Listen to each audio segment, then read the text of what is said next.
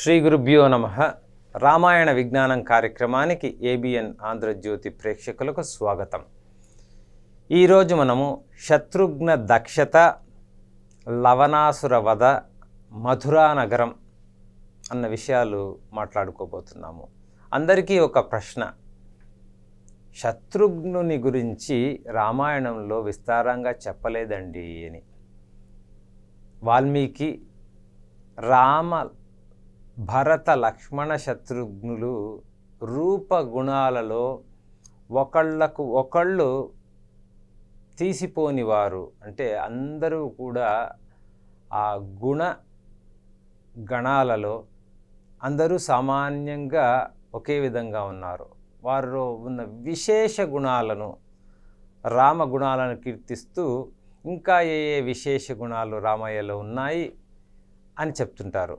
అదేవిధంగా భరతునిలో శత్రుఘ్నుని విషయంలో వాల్మీకి శత్రుఘ్న నిత్యశత్రుఘ్న అంటే నిత్యశత్రువులైన కామ, క్రోధ, లోభ, మోహ, మదమాత్సర్యాలను జయించినవాడు అని చెప్తారు. అటువంటి వాడు ఏదైనా సాధించగలడు కాబట్టి ఆయన గురించి ప్రత్యేకంగా చెప్పడానికి ఏమీ లేదు అన్నది కావ్య శిల్పం, కావ్య దృష్టి.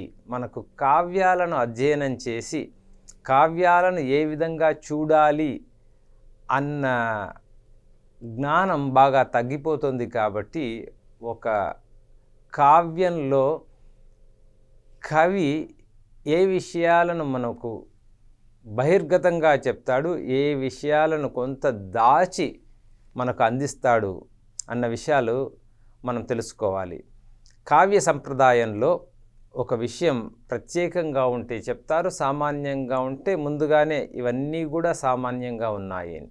అటువంటి గొప్ప గుణవంతుడైన శత్రుఘ్నునికి ఉత్తరాఖండలో ఒక ప్రత్యేకమైన బాధ్యతను రాముల వారు అప్పగిస్తారు. లవణాసురుడు అనే ఒక రాక్షసుడు మధురా నగర సమీపంలో అందరికీ బాధ కలిగిస్తున్నాడు. వెళ్ళి వాని పని చూసి అక్కడున్న ప్రజలకు క్షేమాన్ని కలిగించే విధంగా సుభిక్షంగా నువ్వు పరిపాలన చేయవలసినది అని. రాముని విడిచి చాలా కాలం ఉండాలి అన్న బాధ ఉన్నప్పటికీ రాముడు అప్పగించిన బాధ్యతను విశేషంగా చేయాలి అని శత్రుఘ్నుడు వెళ్ళి ఆ యుద్ధంలో విజయం సాధించి మధురా నగర నిర్మాణం చేస్తాడు. అక్కడ అర్థశాస్త్రాన్ని విశేషంగా అర్థం చేసుకునే మనకు అవకాశం కలిగిస్తుంది. మన అర్థశాస్త్రం అంటే ఎకనామిక్స్ అని మనము అనువదిస్తుంటాము. అది ఒక రాష్ట్రం, మనం ఇప్పుడు దేశంగా ఏది పరిగణిస్తున్నామో అది రాష్ట్రంగా సంస్కృతంలో నిర్వచనం. ఆ రాష్ట్ర నిర్మాణం, దానికి కావలసిన ప్రణాళిక, నిర్మాణ క్రమం, నిర్మించిన తర్వాత అందులో ఉన్న అన్ని వర్గాల వారికి కావలసిన పుష్కలమైన ఆర్థిక వ్యవస్థ, దండనీతి అంటే లా అండ్ ఆర్డర్, అది ధర్మంపై నిలవాలి. ఆ ధర్మం ఏ దేశకాలమాన పరిస్థితులకు అనుగుణంగా దానిని వర్తింపచేయాలి అన్న అన్వీక్షకి అన్న శాస్త్రజ్ఞానం, ఇవన్నిటినీ తెలుసుకొని ఒక రాష్ట్ర నిర్మాణం చేసే ప్రక్రియనే అర్థశాస్త్రం సూచిస్తోంది. వాటన్నిటినీ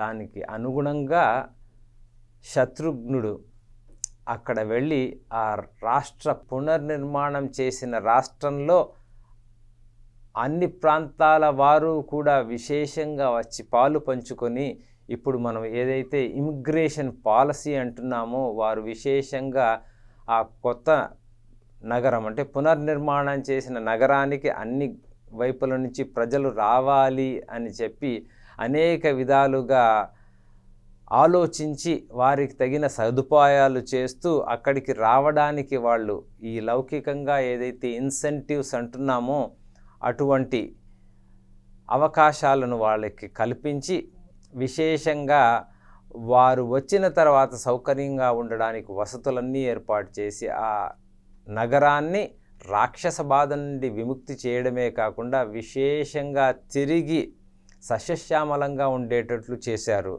కాబట్టి భరతుడు రామకార్యాన్ని ఎలా నిర్వహించాడో, విశేషంగా అయోధ్య నగర ఆర్థిక వ్యవస్థను, అన్ని రకాలైన సంపదను ఎలా అభివృద్ధి చేశాడో, శత్రుఘ్నుల వారు కూడా అదేవిధంగా రామకార్యంగా వెళ్ళి ఉత్తరాదిన అంటే అక్కడ మధురా ప్రాంతంలో లవణాసుర వధ, రాష్ట్ర పునర్నిర్మాణం చేసిన కార్యక్రమాన్ని మనం అధ్యయనం చేస్తే ఈ కాలంలో కూడా అటువంటి అనేక నగరాలు, గ్రామాలు మనకు తారసపడుతున్నాయి.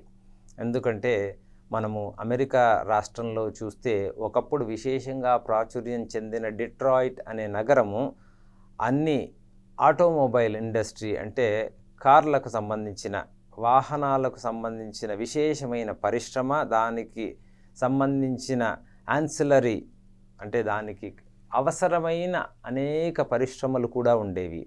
కానీ కొంతకాలమైన తర్వాత ఆ పరిశ్రమ వేరే దేశాలకు తక్కువ ఖర్చుతో విస్తరించడం కానివ్వండి, స్టీల్ అంటే ఇనుముకు సంబంధించిన పరిశ్రమల ప్రభావం కానివ్వండి, ఆ నగరంపై విశేషంగా పడి ఆ నగరం చాలా దెబ్బతినింది.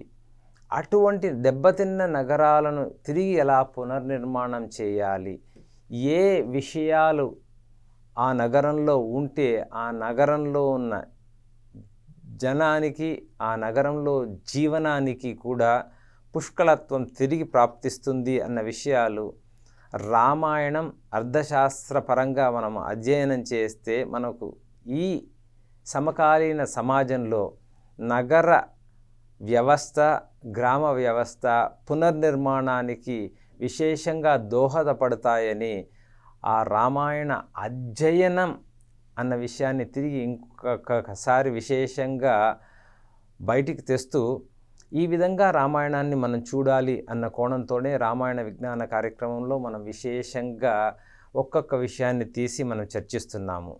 అలా చర్చిస్తున్నప్పుడు మనము నగర నిర్మాణం, అయోధ్య నిర్మాణం చూసాము. అదేవిధంగా విశేషంగా లంకా నగర నిర్మాణాన్ని చూసినప్పుడు కూడా లంకా నగరం ఎలా ఉంది, లంకా నగరంలో ఏ ఏ భవంతులు, అయోధ్య లంకా నగరంలో కూడా 7 అంతస్తుల భవనాలు చాలా ఉండేవి, బహుళ అంతస్తుల భవనాలే విరివిగా ఉండేవి అన్న విషయాన్ని మనము గమనించవచ్చు.